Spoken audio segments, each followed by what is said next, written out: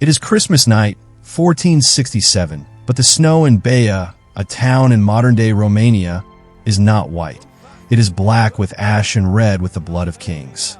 Amidst the collapsing timber of burning houses, Matthias Corvinus, the most powerful monarch in Central Europe and commander of the feared Black Army, is crawling for his life through the mud.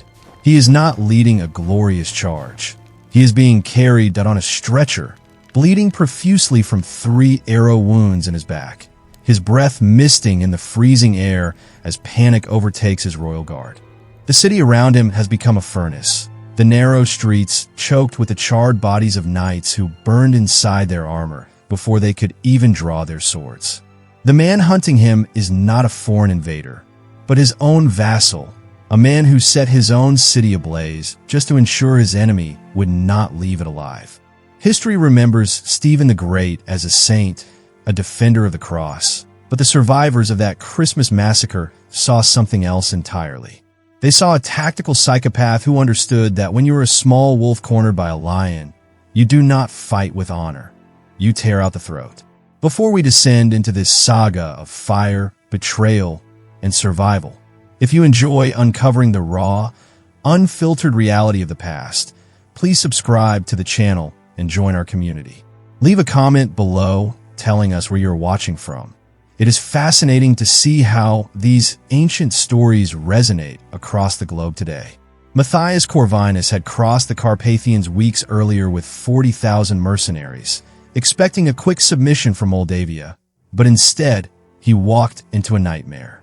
His plan was standard military doctrine: shock and awe, burning villages to force the smaller Moldavian army into an open field where his heavy cavalry could trample them into the dirt. Stephen, however, refused to play by the rules of chivalry. He did not give Matthias a battle. He gave him a starving wasteland. As the Hungarian army advanced, they found granaries swept clean and wells filled with the carcasses of animals. Hunger began to hollow out the cheeks of the mercenaries, and the biting frost claimed as many limbs as enemy arrows. By the time they reached Baia, the cold had shattered their morale. Matthias garrisoned his freezing troops inside the town, believing the winter snows offered protection and assuming Stephen had fled. He was fatally mistaken. Stephen was not running. He was watching from the tree line as darkness fell on December 14th. 12,000 Moldavians emerged from the forest like ghosts, surrounding the town in total silence. They carried no heavy siege engines, only torches and flint. At Stephen's signal, the night turned into day. They ignited the wooden palisades from 3 sides, leaving the 4th open not as an exit, but as a slaughter pen. The fire spread with the speed of a curse. Hungarian soldiers, deep in the stupor of wine and exhaustion, awoke choking on thick, black smoke, stumbling out of their billets only to be hacked down by Moldavian infantry waiting in the shadows. The narrow, winding alleys of Baia neutralized the Hungarian cavalry. A knight on a horse is a tank on the plains, but in a burning alley, he is simply a man trapped in a metal oven. Stephen rode directly into the inferno, his sword cutting a path through the chaos, his eyes scanning not for soldiers, but for the king. He was not trying to rout an army. He was trying to decapitate a state. His archer spotted the royal guard and loosed a volley that found its mark, piercing Matthias 3 times. The Hungarian king was barely dragged away into the mountains, leaving his army to incinerate behind him. The superpower of Eastern Europe had been broken in a single night, but the dawn revealed the true, cold nature of Stephen's leadership. As the sun rose over the smoldering ruins, Stephen did not celebrate. He stared at his own commanders, men who had hesitated during the assault and allowed the wounded king to escape. Stephen did not accept failure. He lined up 20 of his highest-ranking noblemen, Boyars who owned vast estates, and beheaded them in front of the troops, while 40 others were impaled on the spot. The message was written in blood. Betrayal and incompetence were far more dangerous to him than any foreign army. Matthias Corvinus understood the message clearly. He signed a peace treaty and never marched on Moldavia again. The Hungarian threat was neutralized, but Stephen had no time to wash the blood from his hands. While the West licked its wounds, the East was stirring. The Ottoman Empire, led by the conqueror of Constantinople, had turned its gaze north. To understand how a man becomes capable of burning his own cities and executing his own generals, we must rewind the clock. We must go back to the blood that stained his soul long before he picked up a sword, to a wedding feast turned into a massacre.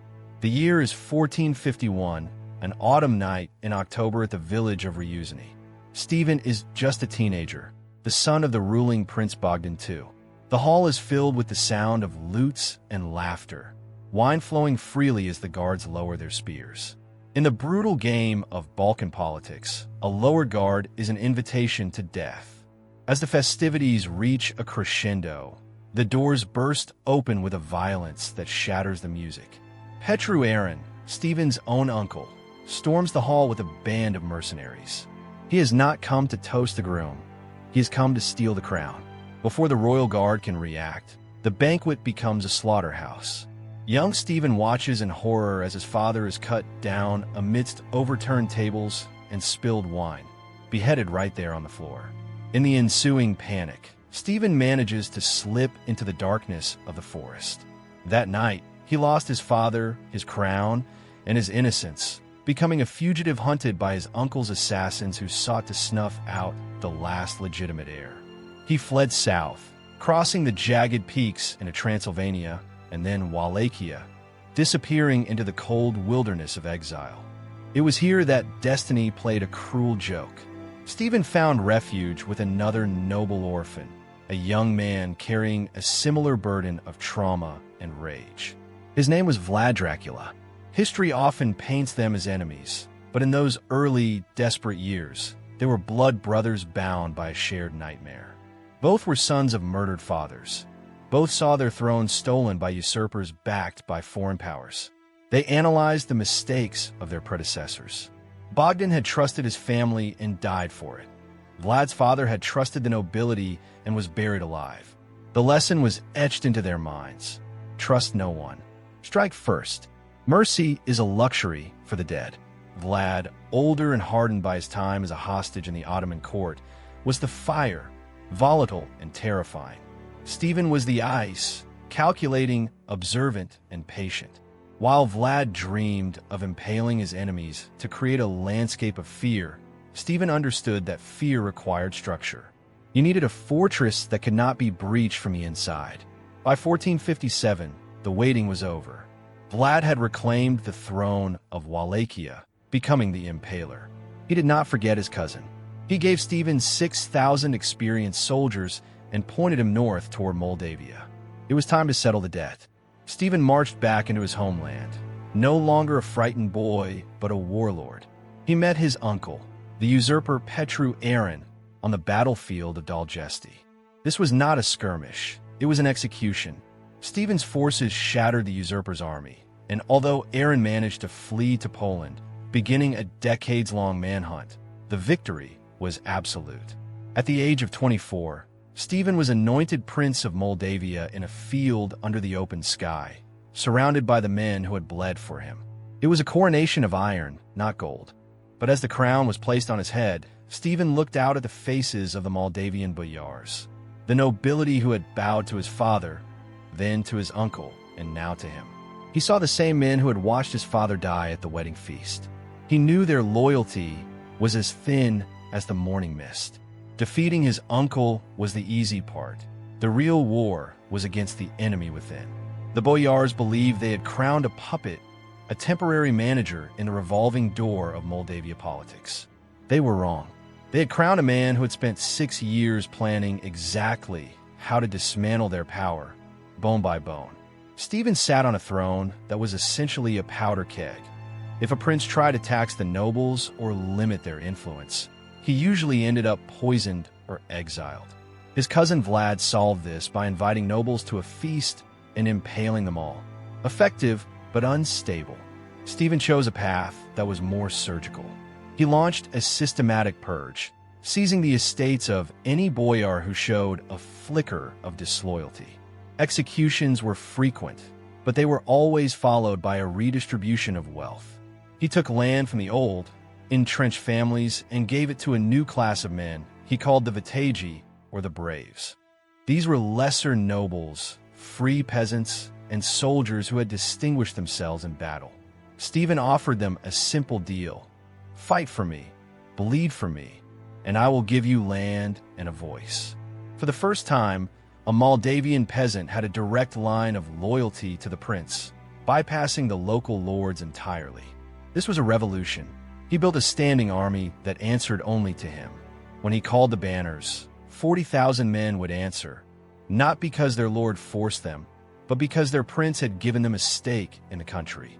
To secure this new order, Stephen turned his attention to stone and mortar, beginning a massive fortification project that would turn Moldavia into a fortress state.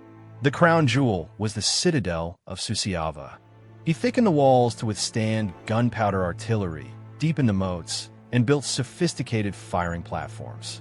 Suceava became the physical embodiment of his reign, unyielding, grim, and permanent. He stockpiled it with grain and weapons, signaling to both internal enemies and external neighbors that the days of weak Moldavian princes were over. By the early 1460s, Stephen had achieved the impossible: a loyal army, a full treasury, and a secure throne. But stability in the Balkans is a fleeting luxury. Just as he finished securing his own house, the neighborhood began to burn. South of the border, his cousin Vlad Dracula was picking a fight he couldn't win, stopping the tribute to the Ottoman Sultan and impaling Turkish envoys. The Ottoman response was inevitable. Stephen watched the gathering storm with a calculating eye. Honor dictated he should ride south to stand shoulder to shoulder with his cousin. But Stephen was a practitioner of realpolitik. He looked at Vlad's reckless provocation and his own fragile state. He made a decision that still divides historians today. When the time came to choose between saving his friend and saving his country, Stephen drew his sword and turned his gaze toward a prize that would shock the Christian world. In 1462, the Brotherhood of Steel ended in blood.